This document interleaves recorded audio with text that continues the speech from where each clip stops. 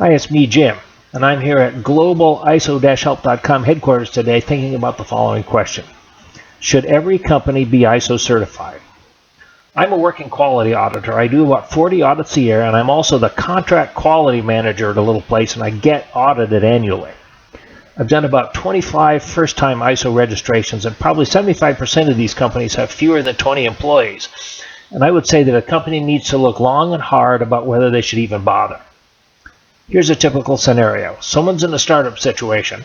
The boss, to his credit, is entrepreneurial. He knows that he needs to be ISO certified in order to get some piece of business, usually from some big established customer. A lot of them decide to skip the learning curve and buy some canned software from the internet, or bring in some consultant to work on the project, and they get their certification, and it makes their life miserable.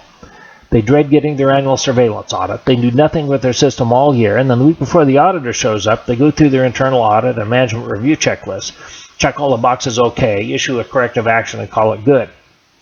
Then every year, when the auditor leaves, they search their soul to try to remember why they got registered in the first place.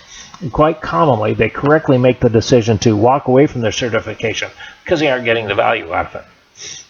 Even worse, they get a good auditor that tries to help them and they see it as a threat. And then they change to some lower quality registrar with mediocre auditors as certificate factory. And then they declare victory and claim that they're ISO registered, and that leads to a loss of integrity in the system.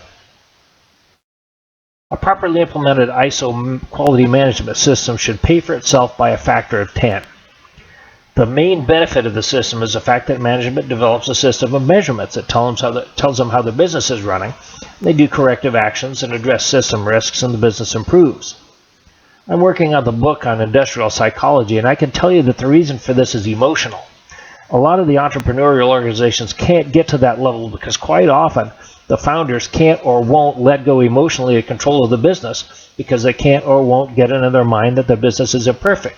And they see imperfection of the business as personal imperfection. The ISO quality management system approach is much less about developing quality and much more about developing a system. The idea is that the business has controlled processes and measurements of effectiveness, and if there's need for improvement, the improvement gets implemented, either by corrective action or improvement project. What the entrepreneurial types forget is that the customers have a reason for wanting their suppliers to do this.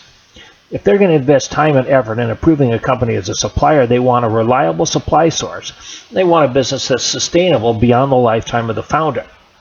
So unless there's a little humility on the part of the entrepreneur, a very likely scenario is the ISO certification will be an exercise in paperwork that'll make your life miserable instead of an opportunity to use it as a way to drive change and improvement in the business. The payback for this business can be enormous if the system is implemented in the right way. For more resources and information, give me some click love at www.iso-help.com, and thanks for watching.